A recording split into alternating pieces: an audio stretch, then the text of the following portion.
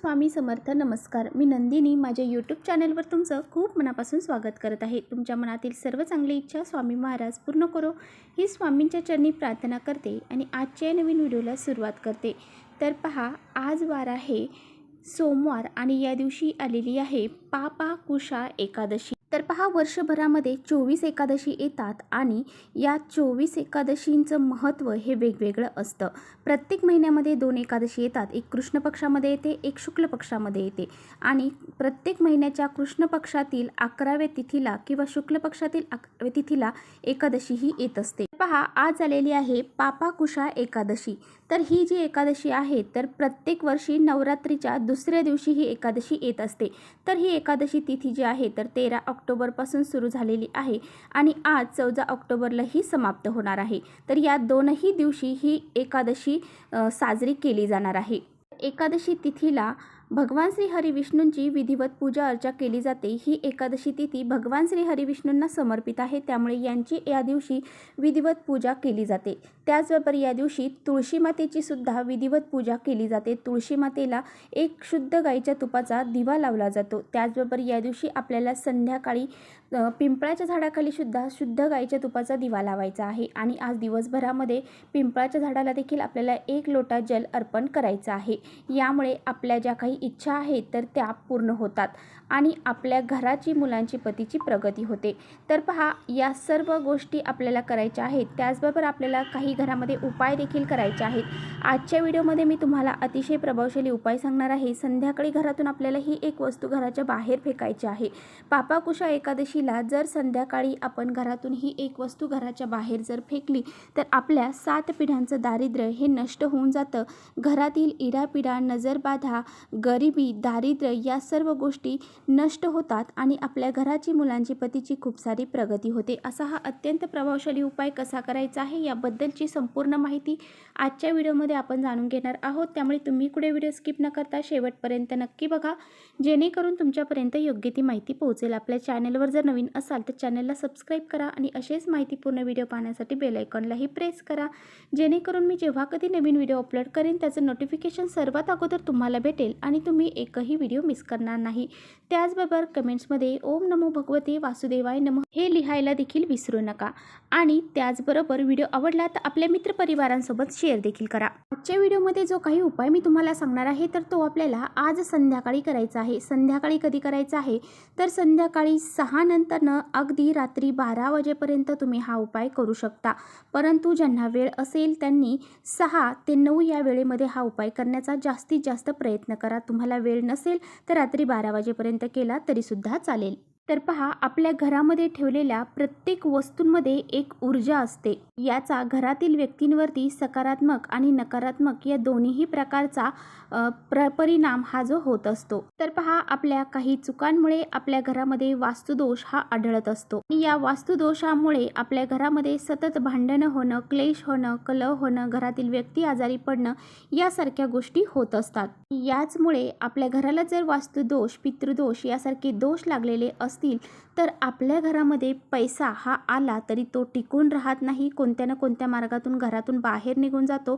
पैशाला पैसा लागत नाही आणि आपल्याला आर्थिक समस्याला सामोरे जावे लागते. आणि त्यामुळेच वास्तूचे काही उपाय अशा विशिष्ट तिथींवरती जर आपण केले तर घरातील बरेचसे समस्या, संकट, दोष, अडचणी ह्या दूर होऊन जातात. घरामध्ये सुख, शांती, समृद्धी ही नांदत असते. तसेच आपल्या घरामध्ये जर काही इडापिडा असेल, काही नजरबाधा लागलेली असेल, काही संकट, अडचणी असतील, त्यामुळे सुद्धा आपल्या घरामध्ये काही विशिष्ट अडचणी ह्या येत असतात. आपले कोणतेही महत्त्वाचे काम हे पूर्ण होत नाही. तर पहा, आपल्याला आपल्या घरातील या सर्व समस्या, अडचणी दूर होण्यासाठी, आपल्या कुटुंबाची प्रगती होण्यासाठी हा अत्यंत प्रभावशाली उपाय आज संध्याकाळी आवर्जून करायचा आहे. तर पहा, आपल्या शास्त्रामध्ये काळ्या तिळाला विशेष महत्त्व दिलं जातं. काळे तीळ हे पितरांना देखील अर्पण केले जातात. तेच या काळ्या तिळामुळे घरातील नकारात्मकता, वाईट शक्ती, त्याचबरोबर काही इडापिडा असेल तर यासारखे दोष असतील तर ते सुद्धा दूर करण्यासाठी सुद्धा हे काळे तीळ खूप महत्त्वाचे मानले जातात. म्हणूनच आपल्याला चिमूटभर काळे तीळ आपल्या हातामध्ये घ्यायचे आहेत. त्याचबरोबर खडे मीठ जे आहे ते सुद्धा आपल्याला सोबत घ्यायचं आहे. जर तुमच्याकडे खडे मीठ नसेल तर बारीक मीठ घेतलं तरी सुद्धा चालेल। खडे मीठ जे आहे तर ती घरातील नकारात्मक ऊर्जा बाहेर काढून टाकते आणि सकारात्मक वातावरण निर्माण करते। यामुळे घरामध्ये आनंद समृद्धी ही कायम टिकून राहते। तर आपल्या घरामध्ये वास्तुदोष असतील तर वास्तुदोषासंबंधित काही समस्या घरामध्ये असतील तर त्या दूर करण्याचं काम हे मीठ करत असतं। आणि त्याचबरोबर आपल्या घरातील लहान मुलांना मोठ्यांना नजरदोष लागलेला असेल तर मीठ हे त्यांचं नजरदोष दूर करण्याचं काम करते। त्यामुळेच आपल्याला चिमूटभर खडे मीठ देखील घ्यायचं आहे। त्याचबरोबर थोडीशी पिवळी मोहरी देखील घ्यायची आहे। पिवळी मोहरी ही तांत्रिक क्रियामध्ये वापरली जाते। पिवळी मोहरी सुद्धा वापरल्याने घरातील नकारात्मकता, वाईट शक्ती आणि काही नजर दोष लागलेले असतील तर ते दूर करण्याचं काम ही पिवळी मोहरी करत असते। आपल्या घरातील अलक्ष्मी, गरिबी, दारिद्र्य हे घरातून बाहेर काढण्यासाठी पिवळी मोहरी अतिशय महत्त्वाची मानली जाते। तर तुमच्याकडे पिवळी मोहरी नसेल तर तुमच्याकडे काळी मोहरी ही असणारच आहे, कारण तुम्ही फोडणीमध्ये घरामध्ये भाजीला फोडणी करताना जी काही काळी मोहरी वापरतात ती तुम्ही वापरली तरी चालेल। त्याचबरोबर आपल्याला 2 अखंड लवंगा घ्यायच्या आहेत। लवंगाला पुढे फूल असतील अशा लवंगा आपल्याला घ्यायच्या आहेत। लवंग ह्या लक्ष्मीला अतिशय प्रिय आहेत। या सर्व वस्तू तुम्हाला तुमच्या हातामध्ये घ्यायच्या आहेत किंवा एखाद्या वाटीमध्ये तुम्ही घेऊ शकता। या सर्व वस्तू घेऊन तुम्हाला तुमच्या घरातील लहान मुलं जे आहेत तर त्यांच्यावरून 7 वेळा उतरवून घ्यायचे आहेत। डोक्यापासून तर खाली पायापर्यंत मुलांना पूर्व पश्चिम दिशेने बसवायचं आहे आणि त्यांच्या डोक्यापासून तर खाली पायापर्यंत 7 वेळा ह्या वस्तू उतरवून घ्यायच्या आहेत। पहा, आपल्या मुलांना नजरदोष हे लागत असतात आणि नजरदोष हे फक्त बाहेरच्या व्यक्तींकडे लागतात असं अजिबात नाही। घरातील व्यक्तींमुळे सुद्धा, आई वडिलांकडून सुद्धा आपल्या मुलांना नजरदोष हे लागत असतात। त्यामुळे मुलांची प्रगती होत नाही, मुले सतत चिडचिडेपणा करतात, हट्टीपणा करतात आणि ऐकत देखील नाही। तसेच आपल्या घरामध्ये एखादी व्यक्ती सतत आजारी पडत आहे, त्या व्यक्तीवरून सुद्धा तुम्हाला ह्या वस्तू 7 वेळा उतरवून घ्यायच्या आहेत। त्याचबरोबर घराचा जो कर्ता पुरुष आहे तो खूप चिडचिडपणा करत आहे, खूप भांडणं वगैरे करत आहे, त्याच्यावरून सुद्धा तुम्हाला ह्या वस्तू 7 वेळा उतरवून घ्यायच्या आहेत। म्हणजेच तुमच्या घरातील ज्या ज्या व्यक्तींना बाधा असतील किंवा काही अडचणी असतील, ती व्यक्तींची प्रगती होत नसेल तर अशा व्यक्तींवरून तुम्हाला ह्या वस्तू 7 वेळा उतरवून घ्यायच्या आहे।